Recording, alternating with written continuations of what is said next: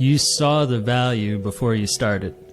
And it wasn't like you said, you know what, I'm tired of working for other people. I'm going to go figure this out. And then you just jumped right out there. You said, oh, I've already been paid to do this. I've been doing this for years for free, so I know how to do it well. And I can see a viable income coming from this with a clear path as to how I might, maybe not a perfect path if this is exactly how it's going to go, but based on what I know about the market, what I've done, what I've just seen, I can make X number of dollars a year at minimum if I do this right.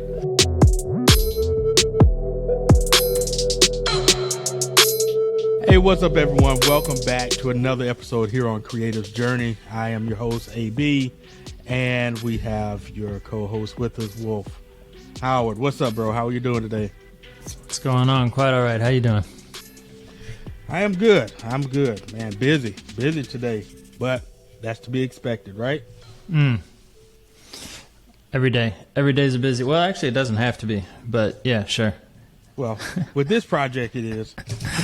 Right. As a documentary filmmaker, I imagine days are busier than many other days for many other folks. I mean, yes. So, just kind of jumping right into today, not necessarily the topic, but just jumping into the day. How was your week, and how was the start of your day? Yeah, well, start of the day, I picked up this book called Tiny Habits recently by B.J. Fogg, because I just got into another creative business coaching community, and this was recommended as one of the books to shift your mindset. So the more popular book, I think, is Atomic Habits. And this one is Tiny Habits. It's by a guy who's actually a PhD in, I don't know if it's in behavioral psychology, but it's in that realm. And he basically created the field of behavior design at Stanford. Anyways, skipping all the technical stuff, there's this thing in the very start of the book called the Maui habit, where every day, as soon as you put your feet on the ground getting out of bed, you say out loud, today is going to be a great day. Trying that out. I did that this morning. It feels good. It's been 3 days, so it's hard to say what the results are. Right. But that's how I started my day, so it's hard to say I started my day badly, you know? That's good. Good. Positive reinforcement to start. Exactly right. Reframing the day no matter what the day is. But the week has been good. Nothing too notable. I did some outreach, which is a very uncomfortable thing for me, and I actually got one positive response, which is cool. It wasn't a positive response like, let's schedule a meeting, but it was a positive response like, let's talk about it in the future when you have a little bit more work to show. So, hey, that'll do for me. Otherwise, just kind of busy. How's yours been? Well, mine has been good, man, as I finished putting these eye drops in, because if I look like I'm crying, I am. No, The week was very good. Got quite a bit done. We talked, of course, during the week. Finished up didn't finish the script, but I got the major portions of the script that I really needed that would allow me to push forward with filming the shots I needed for today and next couple of days. So that has been good. I have no complaints whatsoever about the week. That really was. I mean, I just pressed forward with that. So it really was a decent week. There's probably more to my week that I'm not unloading necessarily right now. Sure. I'd have to think about various stages of each day. It wasn't necessarily the easiest week in terms of just getting my mindset where I need it to be to make things happen. But I believe just staying consistent with writing and staying consistent with chatting with folks like yourself and some other creators through the week, that helped me to stay focused and push forward to the point that we're here on a Saturday, and it's already has been off to a great start with a early morning wake up, 5:30, 6 o'clock wake up. So, but I needed that. Wild man. This leads me to a question that might actually segue nicely into our topic for the day. We took those big 5 tests in Night Owl Nation this week as part of the assignment to kind of look at our personality assessments.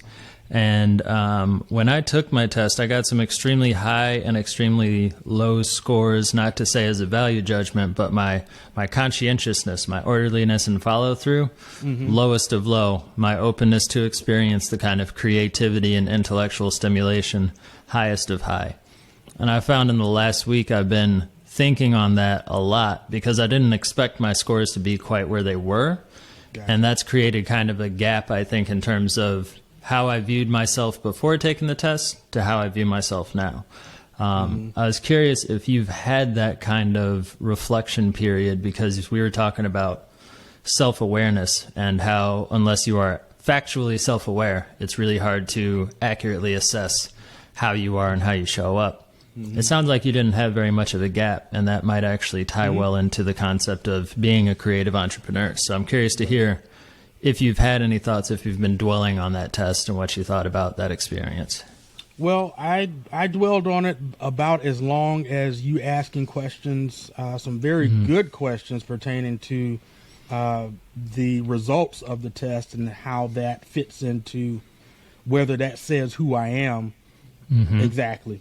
And for me, I had already taken a few personality tests prior to this within the last couple of years. So I really had had time to figure me out between then and now, and taking the test this week. So taking the test this week, although a little surprised at some of the things that it talked about, I let the results be what they were. But because I have a great understanding of who I am and how I am in situations and how I react to certain things, the results weren't necessarily skewed to the point that it made me rethink about who I am and how I react in situations or what that says about me. It just let me know it maybe the answers were skewed. Maybe the way I answered it, maybe it was I got a little too in depth, and as we would say in Navy aviation, we're nuking it. Just thinking too deeply about the question instead of just answering the question. I know there was a couple of those that I thought about. Probably, I'll say this one was, it said asked something along the lines of, do I find the good in people, or do I see good in people?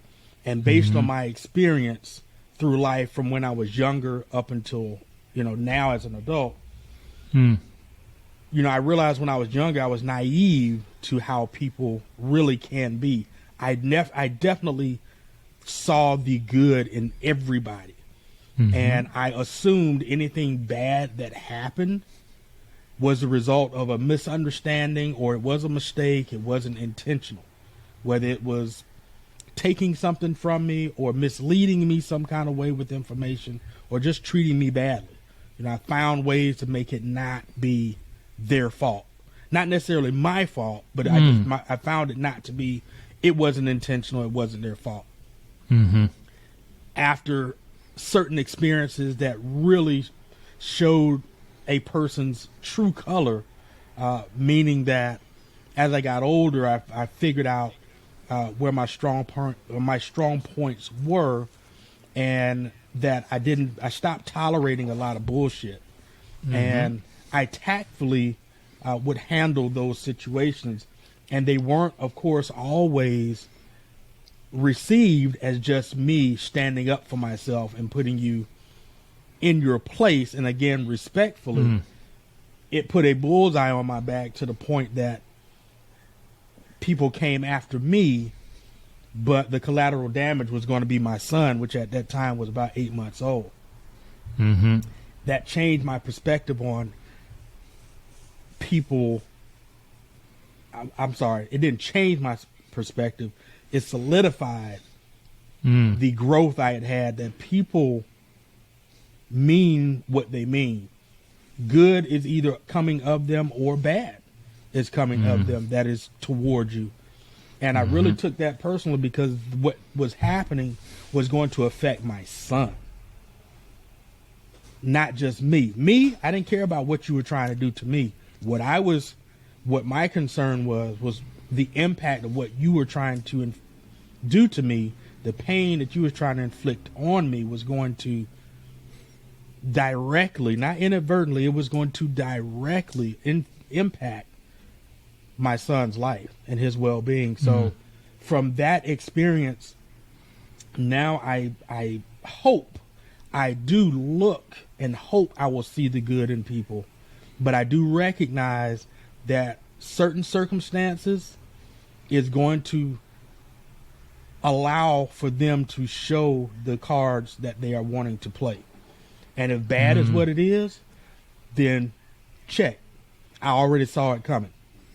I'm able to now, based off my experience, go off energy, go off of actions versus words, and I can understand where you're coming from a lot better and a lot sooner than you think I'm understanding where you're coming from. But with that question, sorry to go so long in that, I wanted to be really intentional with where my experience came from and why I answered the question I did, or the way I did. Was that the way the question was asked, it made me think about that experience. I had Louise, I brought her up on this channel before as well, in our conversation this week. She asked it differently. And I realized that in these personality tests, oftentimes it's how the question is asked and how you understand the question being asked, and based on your life experience, is how you're going to answer that question. So because of the way it was asked was kind of, for me, very vague. When she interpreted the question and asked me differently, then I was able to say, oh, you know what? Yes, I do look for good in people, but I do know that if they show me bad, I was ready for that. I was prepared for that already. So the distinction being something like, do you see the good versus do you look for the good? Is that kind of the difference in the phrasing? I think that was, yeah. Okay. Yeah. Because, and I'll just say, I think my answer would be, do I see the good in people? I see what I see in people. I see what you show me. So I don't overshadow your negative intent or your malice intent for good. I don't see your malice or what you're bringing as negative and try to make it good, like I did when I was a kid, and try to make it be that what you were trying to do wasn't what you was trying to do. That ties in nicely to the way I've been thinking about the question you posed around creative entrepreneurship. The one that was most interesting out of how do you do it and why or should you was the should. That question of should you be a creative entrepreneur? It's like, it depends, right? Because there's what you're speaking to, the ability to assess people. And I think a lot of creatives are really good at seeing the beauty in things and finding the art, finding the meaning, but maybe not so shrewd with their business tactics, or able to really manage people and understand what's a good employee versus an employee that just wants to take advantage of you. There's so many different things that come up in this business that I think a lot of people are more inclined to doing the creative work than necessarily running a creative business. And that's kind of one of the sticking points, I think. I definitely understand where you're coming from with that. I think we highlighted business a week or so ago, maybe in one of the last podcasts, but we definitely highlighted having business knowledge alongside of creating a business or being a creative entrepreneur. So I'm assuming you want my take on that. Well, take us where you were thinking, because I like the topic. I think it's a fascinating conversation, and I don't think there will be a clear answer. But I am curious to explore a little bit about the implications you see as a creative entrepreneur with your experience. And I think there's a difference too in the way you need to support a family, right? I'm just here by myself, so there are different levels of risk assessment too, and there's just so much that goes into it. So I would love to hear where you are with your thoughts on the topic and start bouncing ideas. Well, my thought on it is the creative skill set has always been there. I believe I've made mention before my youth and starting in love and music and arts and drawing and things like that. So that has already been there. For me, the business tie came in because I created businesses prior to deciding to become a creative entrepreneur. And I think for me, even creative entrepreneur, that title is synonymous with anyone that is creating a particular environment or lifestyle for themselves and their family. So it doesn't have to be in the arts.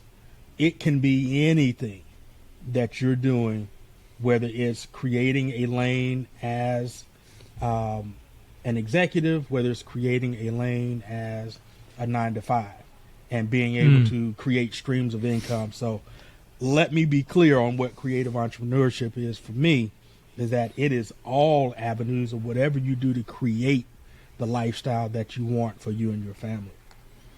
So then is a plumber a creative entrepreneur? Of course.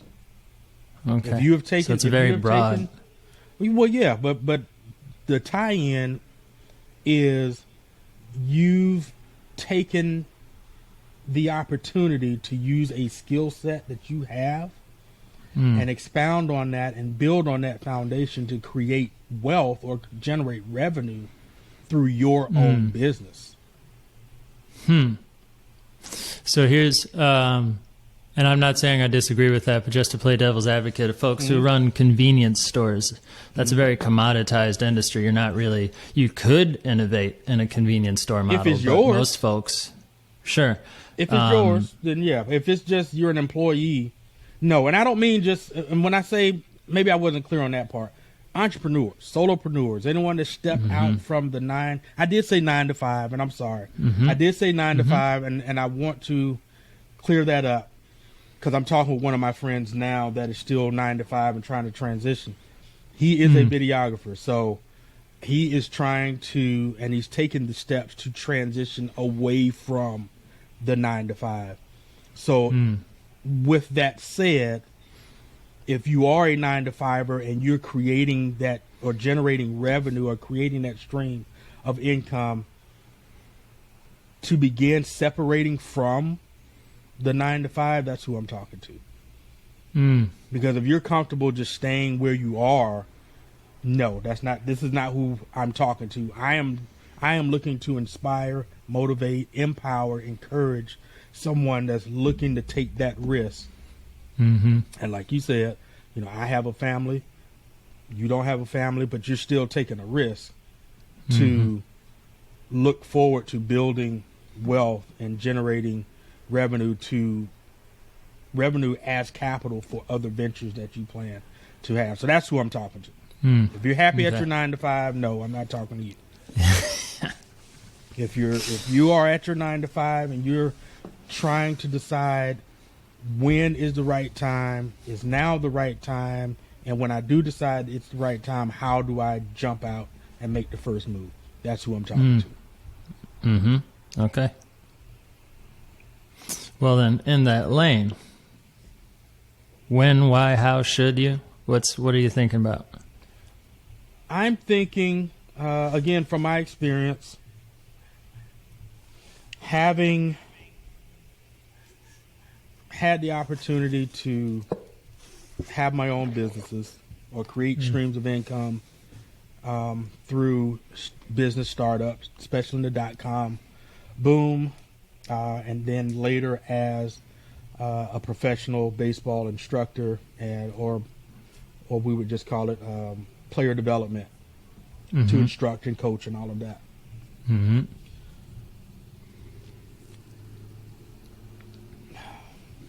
Here's what I'll say to that. I'll paint this picture.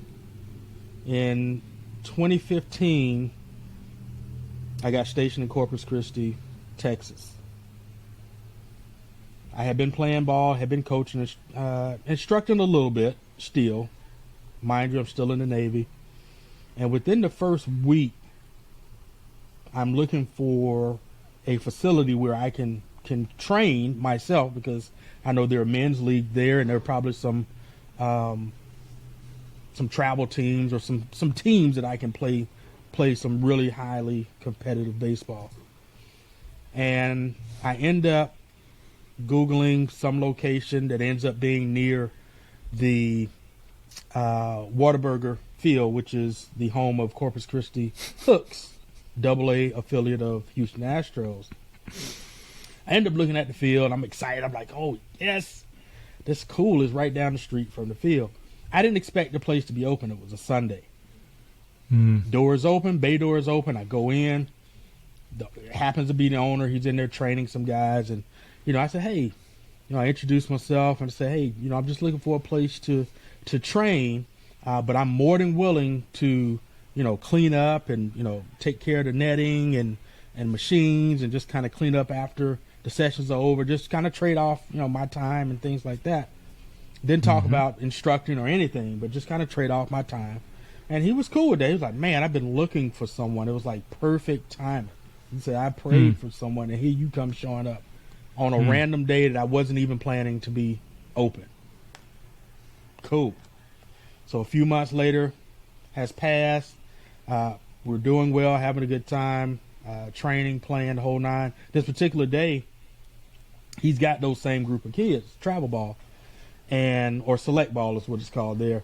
And a mom has their son there, and he's not able to train. So, hey, AB, I need you to go over here and train this kid for, for 30 minutes. And, when he's done, his mom is going to pay you. I was like, whoa. I said, you ain't got to pay me. They'll pay you. I'll do it. Just let me know what I need to do, and I'll train. Okay, cool. He said, they're going to pay me, so she's going to pay you. I said, nah, I don't want it. So I trained the kid 30 minutes. It's late by the time we finished. He finished his session probably about 11 o'clock at night. That's not abnormal to finish some training sessions that late. So he shakes my hand at the end of the night. Hey, man, appreciate you. He put some money in my hand anyway, and I just he's like, just take it. You're good. So I just put it in my pocket, never looked at it. I get home, changing clothes and all that kind of stuff, getting ready to shower. So I reach in to take the stuff out of my pocket, and I look. And I was like, bro, you gave me the wrong bill. This isn't it. So I call him back. I'm like, hey, man. They said, I think you made a mistake when you paid me. He was like, what? He said, I don't think so. How much did I give you? It was a $50 bill. I said, $50. He said, that's right. He said, you need anything else? I said, no. I hung up. So I sat there for a good at least 30 minutes.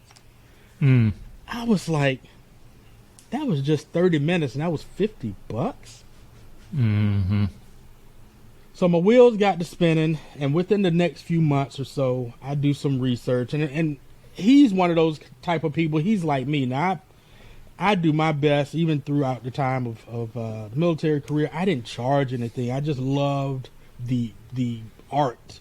I loved the process of helping someone go from stuck to getting better, to having having consecutive bad days at the plate or in the field, to all of a sudden now you've got a string of days that you're hitting the ball hard, hitting home runs, you're making just the routine plays, fundamental plays, and also you're making some great bang plays and awesome highlight reels.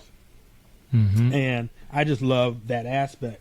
But after that day, because I had been doing this for years, I realized I actually could generate a nice income from doing this.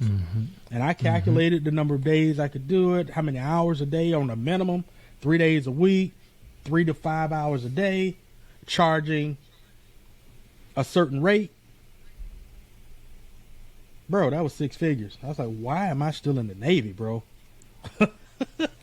Why am I still in the Navy? I'm giving them all this time. Long story short, I'm not going to get too deep into that, but long story short, I talked to my wife.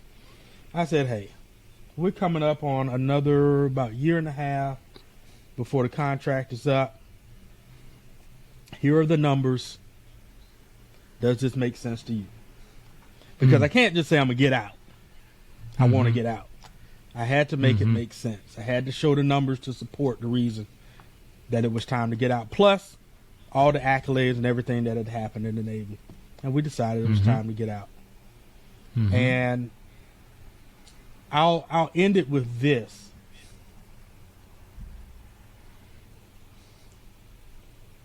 The creativity and the will to help and love for the art is a key factor. It's an instrumental factor. And I know with what we do in our art, we want to help people. And if that's what you're wanting to do, that's the first major check in the box. When you realize you actually can generate revenue to support you and your family and the thing that you love doing, why not? Looking back on my journey through that, I did it anyway for free. I didn't need the money, didn't want the money. I just enjoyed what I was doing for people and changing their lives and allowing for them to become better at what they were doing and go on to either continue their professional career or get out and coach and instruct and do something different where they were being a leader and motivating others. But in the moment of realizing, hey, I can actually leave working for someone else, the 9 to 5, and support my family greater than any 9 to 5. And here's the other thing. For those that can't take off work when their kid has a recital or their kid has a game, and you got to tell your kid, I hate it when my parents told me they couldn't make it to a game. I absolutely hated it. Because at the end of the day, when you showed up for me, man, I showed out. Those were the days that I had my best games. It just, not saying I didn't have great games when they didn't show up, but bro, that support, man, it does something to your psyche that nothing else can. You become a superstar. I digress. But those that have kids, they know what I'm talking about. When, because of work or duty, you can't go because of work or duty. Man, create that availability for yourself to create your own schedule, to show up for your kids. But I can tell you now, they'll appreciate it. They'll remember that, and they will appreciate it. They'll appreciate it. So the why, you provide value, like real value, because you've been doing it from the heart already for free or for barely anything. And the how is to figure out how you actually can generate a sustainable income from it and revenue to support you and your family. And then you just start making the moves, start planning, and you execute on those plans. And I'll tell you now, you don't necessarily know exactly how it's going to play out, but I guarantee you it's going to play out. About how old were you when you started? When I started, what? Your first business started coaching full time when you decided to take this leap. About how old were you? 39. Okay. I think there are a few key points on there that you very clearly stated, but I want to bring home in a more concrete way. You saw the value before you started. And it wasn't like you said, you know what? I'm tired of working for other people. I'm going to go figure this out. And then you just jumped right out there. You said, oh, I've already been paid to do this. I've been doing this for years for free, so I know how to do it well. And I can see a viable income coming from this with a clear path as to how I might, maybe not a perfect path if this is exactly how it's going to go, but based on what I know about the market, what I've done, what I've just seen, I can make X number of dollars a year at minimum if I do this right. I think a lot of folks, and then as a 39-year-old, you already kind of had some wisdom behind your belt. There are so many people in my age group or younger that are in their early to late 20s, in their 20s. That's the whole range of 20s. People who are in their 20s that are just thinking, you know, entrepreneurship is cool. I'm going to go try that. And then they decide they have a great idea and they're going to go make it happen. That's kind of how I did it. And then you spend a bunch of time realizing that what you thought was what everybody would love and want, nobody cares about.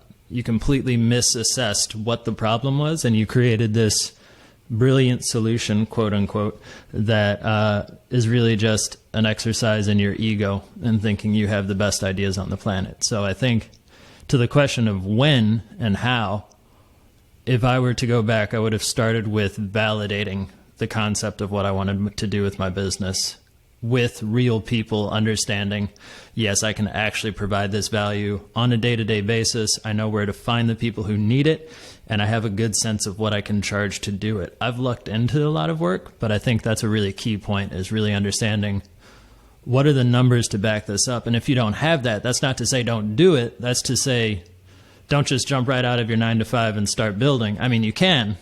A lot of people do. But a more consistent path is to say, okay, I'm going to take this many hours in my week and dedicate it to figuring it out how I'm going to make this transition, make the numbers work, and then become a creative entrepreneur. And in the meantime, just work on the creative skill set that you have, because that's just fun before you jump into the business. Once you jump into the business, a lot of that fun goes away because you got to deal with all this other stuff we're talking about.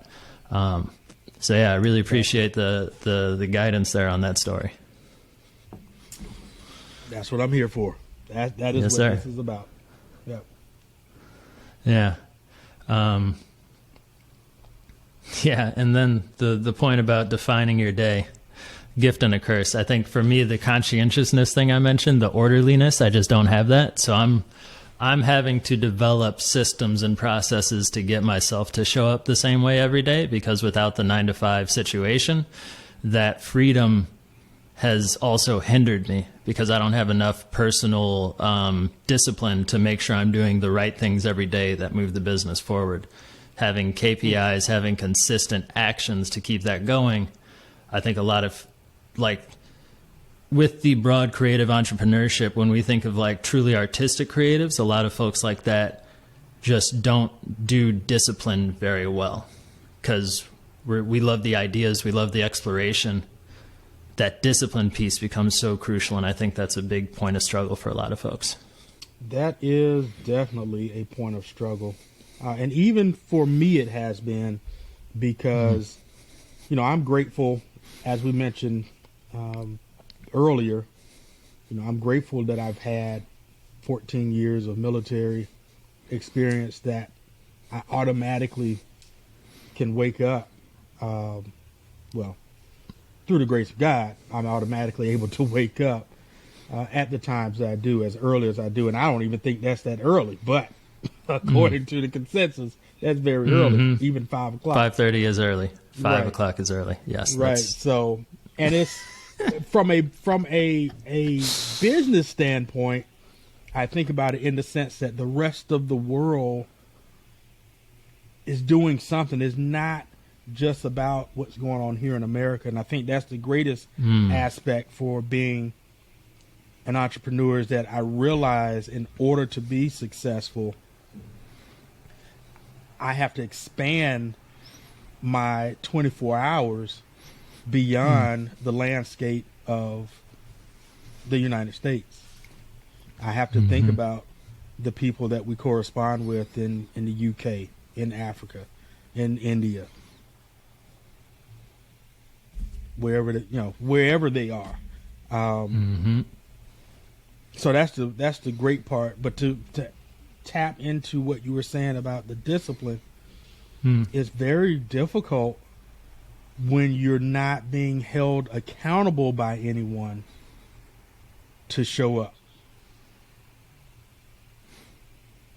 and to show up for yourself. The only person that can hold you accountable to show up is you. Mm-hmm. And I'll say, for me, it was military, and it was just how I went about executing tests or challenges. For me, I think I shared before about the running aspect of, trying to beat sub 9s or sub 10s in the mile and a half. That was just me. I didn't have anybody daring me or challenging me to make a sub 9 mile and a half or a sub 10 mile and a half. That was just me being hard on me. And because of that, not just for the physical fitness assessment, I did it playing ball. I do it typically every day in certain aspects. And that's why I said I had to realize I didn't need to be as extreme. I need to really be more realistic about things, but still hold myself accountable. And in holding myself accountable, that's what has made this almost 5-year run go as well as it has gone. It hasn't been perfect, but I could have easily thrown in the towel in the first 2 years and say, oh no, let me at least join the reserves and let me go work for somebody. Well, let me see if I can get back in. Let me see if I can go back active duty. And no, it's the discipline that I had prior to the military, but then because of sports and the couple of entrepreneurial ventures I had. But it was definitely adding to that some of the foundational things that I took from the military experience. So again, I'm grateful that I have that. But yeah, you're right. If you get it, if you leave your 9 to 5 and you don't have that already, yeah, it's going. You're on an uphill battle. Now, whether you succeed or not, all depends on the trials and tribulations that you run into along the way that helps you build that. Yeah. I exist to live life on hard mode, it seems, because I'm in that. I just crossed that year mark, and cannot lie. Many days I think, should I just go back and get a job? Because this is ridiculous. Like the amount of uncertainty right now is just ridiculous. I have no idea what's happening, and it is a battle every day. And I think a lot of the time you see entrepreneurs, this is, I think, the genesis of this show. Why I love this concept so much is talking to people while they're in it, because you only ever hear people that already made it big 10 years down the way. And it's like, oh, of course they made it. I don't think there's a single entrepreneur on the planet that in the middle of this journey didn't think, why am I doing this? This is ridiculous. Exactly. I have made this so hard for myself, and I had a cushy job. I was fine where I was. There's nothing wrong with it. I was irritated, but I didn't have to do all this, and it's just, It's a transition, and there's so much you don't realize when you start it. But then going to that question of should you, I was thinking on this on my walk this morning. It's a beautiful sunny day here in Chicago today, and we've had clear skies for the first time in a while for multiple days in a row. Yes. Amazing. Feels Same so here good. In Wisconsin, bro. It is amazing.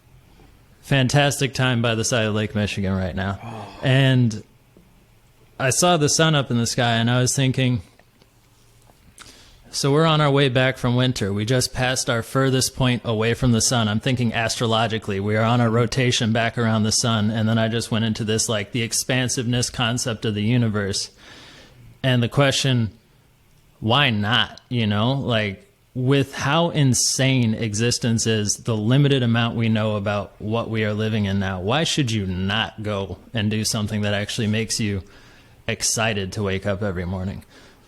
Because it's hard? Yeah, but I mean, we have limited time, and given the incredible possibility just in the nature of the universe itself, should you? If you have the drive, if you have the desire, go get it. It's kind of sad to me the amount of people that just settle on, I'm going to make good money, and that's fine, and I never have to really, like, if you're making good money and you're still fulfilled, all good. I love that.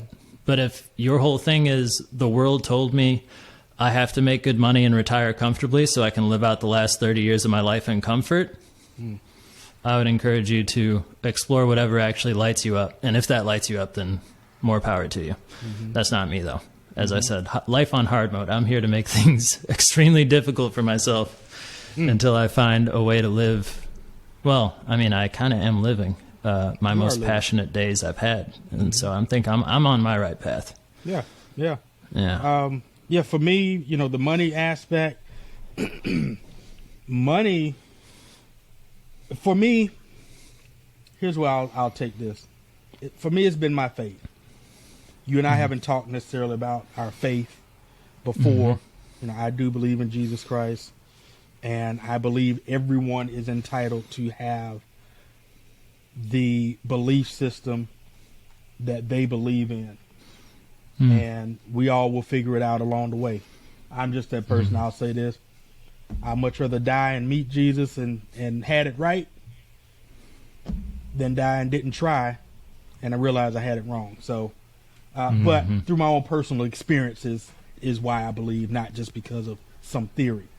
But through the grace of God, money has not been the issue. And I say that lightly, and I don't say that because I've had tons of money just sitting, waiting, and saving somewhere, invested somewhere. No, I struggled from a certain point through a certain point, especially after making bad financial decisions. But each part of the way I realized that money wasn't necessarily the thing that drove me. Yes, did I need to take care of bills and day-to-day needs? Of course. But that was never my motivating factor. In fact, I intended at certain points throughout my career to go officer.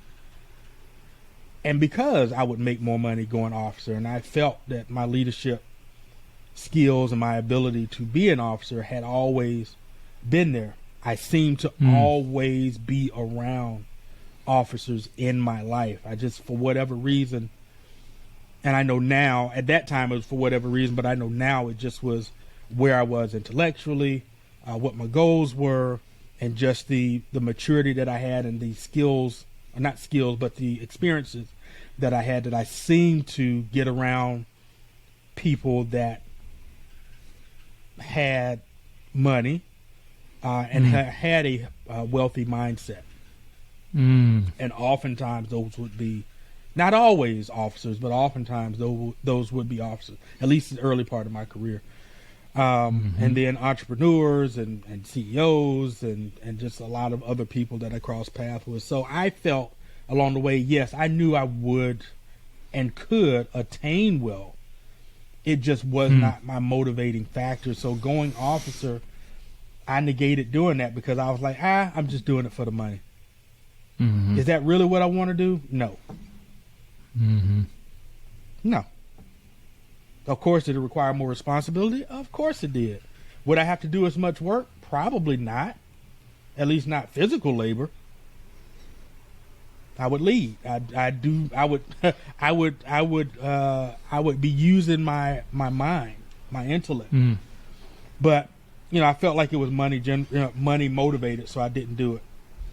And even now, I've, through the course of the last 10 or so years, or even during that timeline of being in the military, I did things to invest and did things to set myself up and my family up so that if hard times fell upon us, which they have, especially since being out, we would be okay. And I'm grateful that, I've been okay, even in the darkest times. We've been okay. So I'm grateful for that. For those that are, looking to get out, the how would be to set yourself up financially. Like you mentioned earlier, just deciding that today I'm just going to quit may or may not be the right thing for you. depending on your setup, your situation. But for me, I know that the money aspect wasn't the thing, and it isn't the thing now because of how things has been set up leading up to now. Yeah. Yeah, the romantic vision of the entrepreneur who just, like Icarus, flies straight into the sun. It's few and far between those that work out. This is not about pure passion. This is about finding a way to fulfill yourself sustainably, because it's a long game. It's always a long game. It's a long game. It is. It is. Yeah. And it takes, it takes time. It takes experience. It takes repetitions, and the will and desire to, hit those roadblocks. The will and desire to have to pivot, to change, to adapt. Back to that self-awareness, being able to recognize when you were wrong, having the humility to say, that wasn't it. We got to try a different one. That's it. That's it. Oh, man. What a path. What a path to choose. I love it. Never been happier. Hey, man, I'm glad I'm on this path. I'm grateful to be on this path, and it has given me the freedom that I hoped and desired I would have. I just realized again today that I made some sacrifices. Joining the military was definitely a huge sacrifice, and it could have led to me being downrange and not being here today. I believe at the end of the day, though, I had some strategies in place.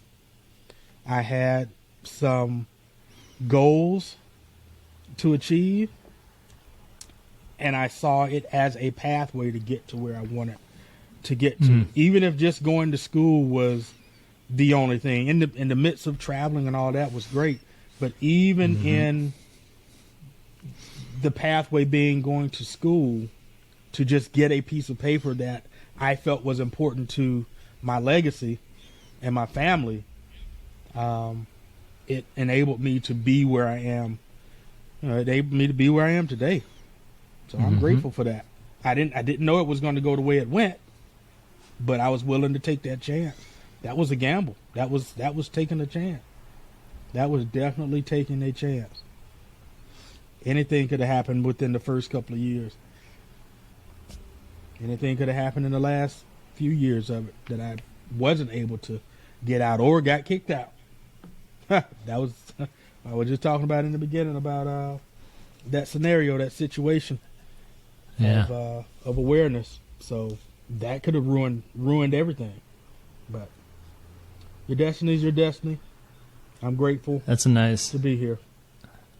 It's a nice full circle moment. I think the only other thought I want to share before we jump out is I think to anybody listening carefully, UAB have a very strategic mindset. And if you're a person who has a creative endeavor that doesn't have that strategic mindset, find the person in your circle that does and let them help you think through what you are trying to do. If you're not money-minded, someone in your family or your circle is money-minded, talk to them. Just leverage the people you know so you can make intelligent decisions and then go do the fun stuff. I think it's super valuable, the perspective you're sharing here as far as strategically, intentionally thinking through things. And if you don't have the skill, that doesn't mean you can't do it. It means you have to find somebody you can leverage, you can work with to balance that out. Awesome. Well, thanks, man. Thanks for highlighting that. That is something that I'm realizing as of lately that I could potentially use to help people that are trying to navigate or trying to set up systems that will help them, start their journey or continue their journey. So I appreciate you highlighting that, because that is exactly what my intentions are to do, is take this knowledge and experience and strategies to help them win, or help them get on their journey to win, whatever winning looks like for them. It's a beautiful thing. Well, thanks. Well, appreciate it, man. What is before we get out of here, what is your plan for the week or for today? Getting out and enjoying some more of that sunshine, I hope. I will definitely have to get a longer walk in. We're getting over 40 degrees. What a wild concept. That's Fahrenheit for our European friends. We are not burning up over here. That global perspective is wild. It is. And yeah, I'm my focus this week, I want to rework my offer. I want to create a single page, very clear offer of what my service is and help people stop thinking so much when they're looking for my help. And I'm hoping that'll help me connect with the right folks who I can provide the most value to. So that's my focus this week. How about yourself? That's good.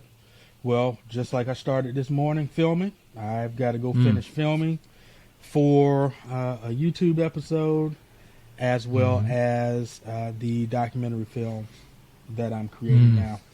And I Excited am. for that. Looks like I lost my camera. It probably died. Let me see. That's okay. We're back to. What happened? Let me unplug it. Oh, the internet. I look forward to the day in the future when we have a fancy studio and we're sitting around like a Joe Rogan, Lex Friedman type. We got a big old table with the RGB lights and everything. Oh wow! It's not even giving me the option to change the camera. So for those that are watching,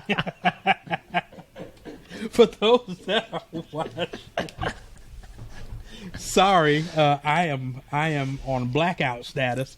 But for those that are listening, we're still game on. But as far as my day, finished filming. I was going to show my shirt. I have on my Euro Auto Enthusiast shirt. That's my automotive YouTube channel. But I'm doing a documentary about my journey as a content creator and YouTuber, as part of being my first documentary project. And then I've got a couple other projects lined up behind that. So that is what my day is going to be. And part of that is actually getting out there in the sunshine and enjoying that. And yes, I'm going to go by Lake Michigan, sit for a little while, probably grab a sandwich or a burger, and just relax and enjoy the day, man. Beautiful thing. This is what entrepreneurship looks like for anybody on the YouTube, just so you know. Oh, yeah. Shit happens. You run with it. That's it.